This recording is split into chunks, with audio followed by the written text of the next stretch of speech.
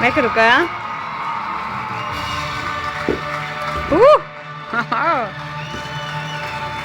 Velkommen tilbage til X-Factor. Hvis nogen nu sidder derhjemme og lige er i tvivl, så kan jeg fortælle, at vi inden for den næste halve times tid skal kåre Danmarks allerførste X-Factor-vinder. Det er dig derhjemme, der bestemmer, om det skal være Laura eller Martin.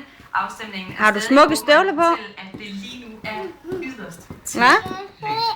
Men inden vi skal høre vores finalister synge igen, der synes jeg, at vi alle sammen skal tage rigtig varmt imod for sidste gang her i X-Factor vores 3 fantastiske dommere.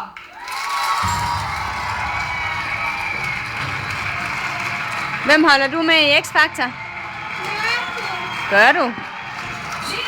Hvem vandt? Martin. Ja, det er rigtigt.